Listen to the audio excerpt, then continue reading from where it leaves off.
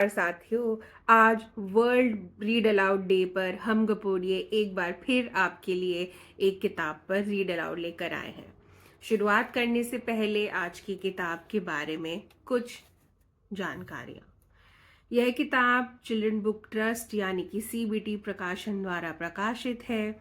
इस किताब का नाम है बेला के हैं खरगोश के दांत। इसको लिखा है ममता नैनी ने और इसका चित्रांकन किया है अंकुर मित्रा ने। ये किताब 20 रुपए की है, जिसको आप एनबीटी से बहुत ही आसानी से खरीद सकते हैं। पहली बार ये 2018 में छपी थी और अब हम इसे पढ़ना शुरू करते हैं। बेला के हैं खरगोश के दांत। स्कूल में आज फिर वही दिन आ गया था जिससे बेला घबराती थी। आज क्लास फोटो डे था। हर साल वार्षिक परीक्षा से पहले सभी कक्षाओं के छात्रों को बारी बारी से ऑडिटोरियम में बुलाया जाता, उनकी क्लास फोटो ली जाती थी। शिक्षक आगे कुर्सियों पर बैठते और छात्र उनके पीछे खड़े हो जाते।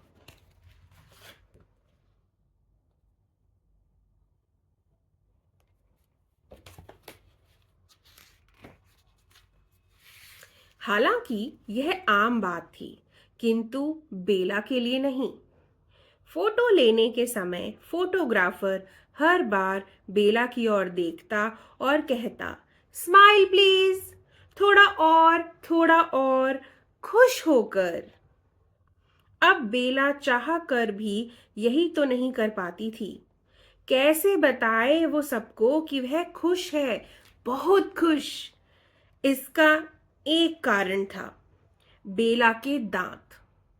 जी हाँ, बेला के दांत टेढ़े मेढ़े होने के साथ साथ बाहर को उभरे थे और सामने के 2 दांत तो नीचे वाले होंठ तक लंबे थे। यही नहीं, उन पर तार के ब्रेसेस भी कसे हुए थे।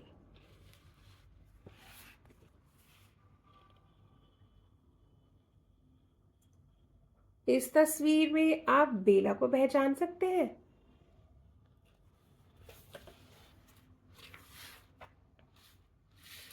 अब जिसके ऐसे दांत हों, वह भला क्या मुस्कुराए। कक्षा में सुनाए जाने वाले मजेदार से मजेदार किस्से पर भी वह अपनी हंसी दबा लेती। कैसे दिखाती सबको वो अपने टेढ़े मेढ़े दांत। यह तो थी बात फोटो खिंचवाने की।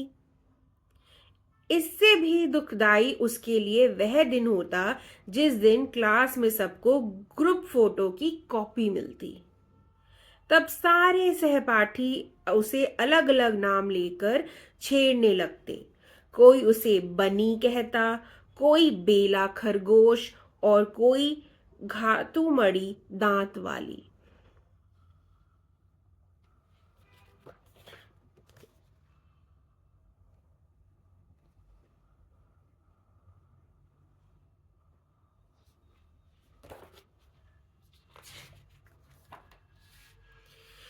आज क्या मैं स्कूल से छुट्टी कर लूं?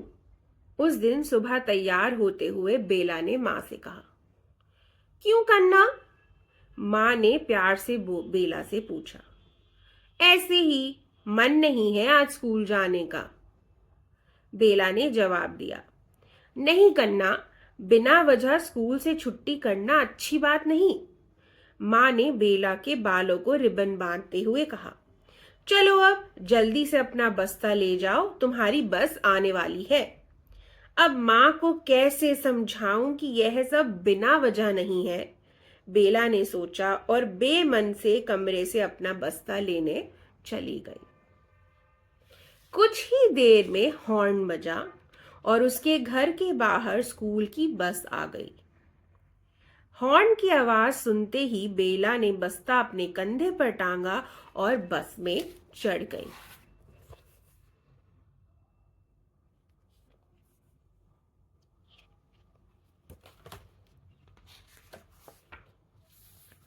बस में चढ़ते ही बेला ने उसमें बैठे छात्रों को उसकी ओर देख दबी आवाज में हंसते और एक दूसरे के साथ फुसफुसाते सुना। बेला चुपचाप आगे से तीसरी लाइन में खिड़की वाली सीट पर जाकर बैठ गई और बाहर देखने लगी। माँ उसके बस के चलने का इंतजार कर रही थी। बेला ने माँ को अपना हाथ हिलाकर बाय किया। बस के चलते ही बेला के मन में ख्याल आया, कितना अच्छा हो यदि कोई घटना घट जाए और मुझे स्कूल ना जाना पड़े। कैसी भी, कुछ भी।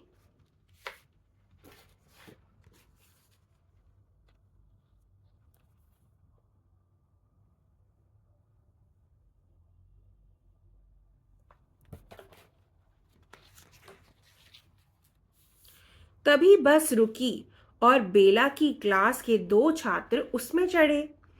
उनके पीछे से बस में कोई और भी आया, जिसने देखकर बेला हैरान रह गई। बस में कावेरी मैडम भी चढ़ी थी। कावेरी मैडम बेला की चहेती अध्यापिका रही थी।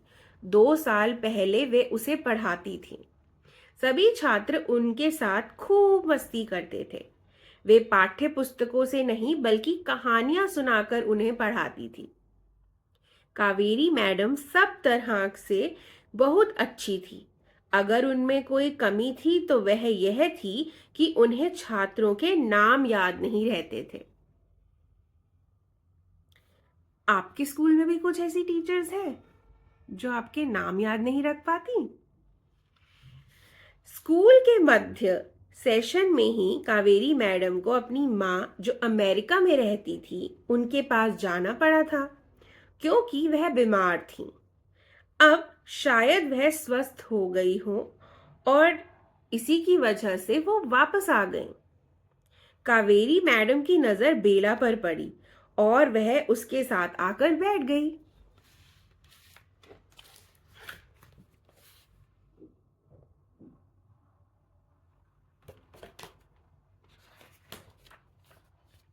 अरे बेला, कैसी हो? तुम्हें देखकर बहुत अच्छा लगा। कावेरी मैडम ने उसका सिर प्यार से सहलाते हुए कहा। बेला हैरान रह गई। आपको मेरा नाम याद है मैडम? और नहीं तो क्या, कावेरी मैडम ने जवाब दिया। मैं उस प्यारी सी बच्ची का नाम कैसे भूल सकती हूँ जिसकी मुस्कान इतनी मधुर और दिल को छू लेने वाली हो। बेला झेप गई।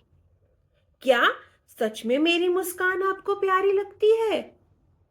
बेला ने कावेरी मैडम से चकित होकर पूछा। कावेरी मैडम ने अपना सिर जोर से हाँ में हिलाया। बेला के होठों पर मीठी सी मुस्कान छा गई।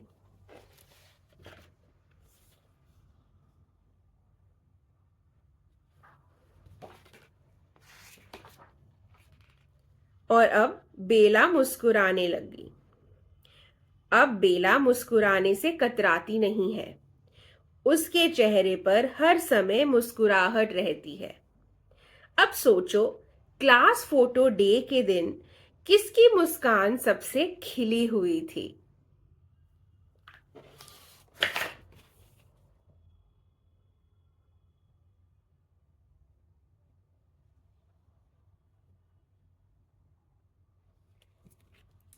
तो यह कहानी थी बेला के खरगोश के दांत। अब थोड़ी बात कर लेते हैं कि इस कहानी का इस्तेमाल कक्षा में किन किन चीज़ों के लिए आप कर सकते हैं। आप अगर कभी किसी ऐसे मुद्दे से जुड़े जूझ रहे हो जिसमें कोई नया बच्चा कक्षा में आया है जिसको कक्षा अपना नहीं रही है, या आप अपनी कक्षा के बच्चों को किसी भी मुद्दे पर सेंसिटाइज करना चाहते हैं कि शारीरिक बनावट, शरीर में जो भी चीज़ें हमारे हैं वो कुछ लोगों की कुछ लोगों से थोड़ी अलग होती हैं, तो उसके लिए आप इस तरीके के मुद्दों पर बात करने के लिए, एक संवाद स्थापित करने के लिए बेला की इस कहानी को चुन सकते हैं और इससे एक संवाद और एक समझ बच्चों की बनाई जा सकती है कि क्यों सब लोगों को बराबरी का दर्जा मिलना और एक दूसरे के लिए नाम लेकर बुली करना, ये सब क्यों ठीक नहीं है। तो इस तरीके की कहानी लेने का फ़ायदा ये है कि हम बच्चों पर थोप नहीं रहे कि आप ऐसे सोचिए, पर आप बच्चों को ही सोचने का मौका दे रहे हैं, और उन बच्चों को कक्षा में आवाज़ मिलेगी जो शायद इन सब चीज़ों से जूझते होंगे। तो जब आप कहानी सुना रहे हैं, उस समय भी आप बीच बीच में कुछ सवाल जोड़ते हुए पूछ सकते हैं, और या फिर कहानी सुनाने के बाद आप उनके साथ एक चर्चा या लिख कर अपनी भावनाएं व्यक्त करने के लिए भी उनको दे सकते हैं। उम्मीद है आपको ये कहानी अच्छी लगी होगी और आप इसको अपनी कक्षाओं तक लेकर जाएंगे। अगर आप ये लेकर जाएं तो गपोड़िए को कमेंट में ज़रूर बताएं कि आपकी कक्षा ने किस तरीके से इस पर रिस्पॉन्स दिया। आप सभी का बहुत बहुत शुक्रिया। हम और कहानियाँ लेकर ऐसे ही आते रहेंगे। अलविदा।